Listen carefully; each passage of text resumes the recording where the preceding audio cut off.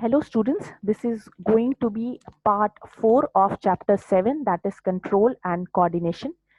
In the previous video, we have discussed about the types of nervous system and human brain. And now in this video, we are going to discuss about spinal cord and reflex action.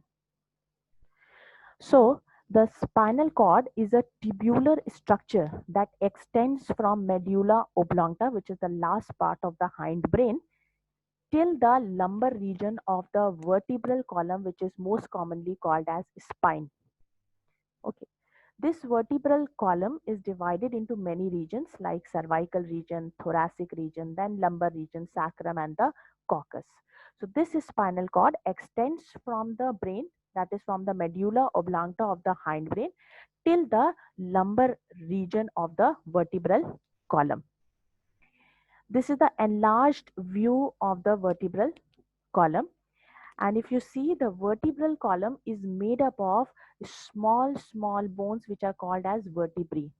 So here you are able to see two vertebrae, and in the center of the vertebrae you will be able to see that there is a hollow structure through which the spinal cord passes along the vertebral column. The spinal cord is surrounded by the three meninges, which we have talked in the brain also. That is a membranous layer surrounding the spinal cord. The outermost layer is called dura mater, the middle layer is called arachnoid mater, and the innermost layer is called as pia mater. In between these meninges, there is a fluid which is filled, which is called as cerebrospinal fluid, which protects the spinal cord from shock and injury. So this is spinal cord. Whatever information is received at the spinal cord, it sends the information to the brain and take back the processed information from the brain. So it conducts nerve impulses to and from brain. Correct. And you are also able to see these spinal nerves.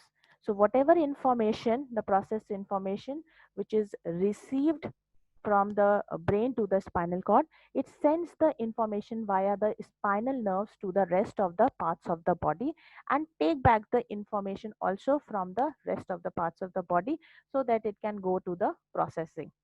Okay. So these spinal nerves are a part of peripheral nervous system. Now, there are several responses.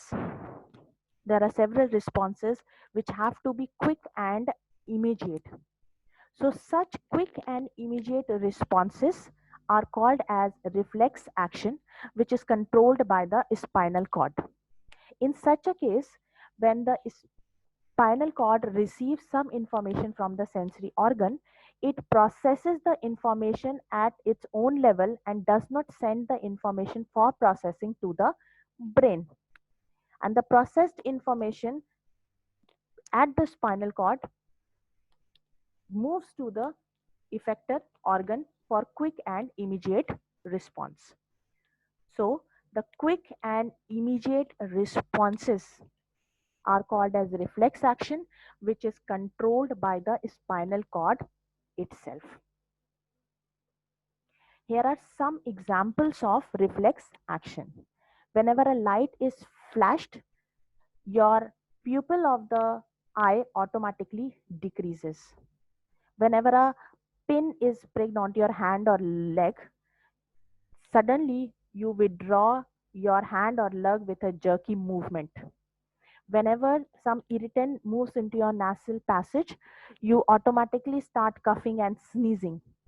Whenever there is a stampede into your legs, you remove your knees with a jerk to a blow.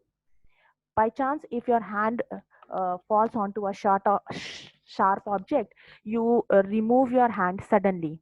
Whenever some insect come near to your eyes start blinking automatically. So in all these stimulus, you require a quick and a immediate response so that you do not get hurt. And such quick and immediate responses, which are called as reflex action, is controlled by the spinal cord. So what happens in the reflex action? The path of the reflex action is called as reflex arc. So let us see what happens in the reflex action. Touching a hot object is another example of a reflex action. Whenever you touch a hot object, what happens?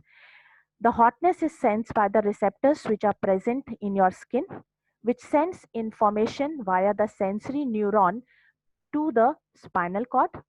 And here the information is processed, and the relay neuron, which is an interconnecting neuron between the sensory and the motor neuron, transfer that processed information to the motor neuron. Now the motor neuron take back the processed information and transfer it to the effector organ. Here in this case, the effector organ is your muscles in the arm.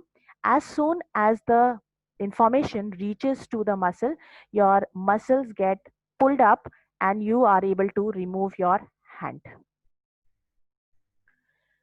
So the path of reflex action is called as reflex arc.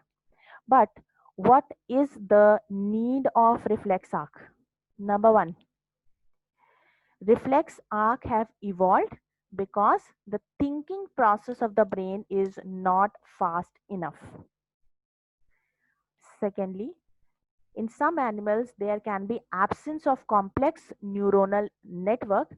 There, the reflex arc becomes an efficient way of processing of information.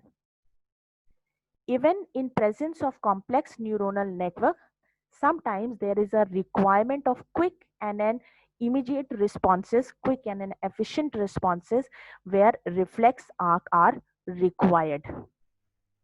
Okay. So I hope you have understood what is reflex arc and what is reflex action. Okay. So most of the questions are asked on reflex action. Okay. If you don't understand, please write down in the comment section. I will try to explain you more on the part. Thank you and stay tuned for part 5 of the video.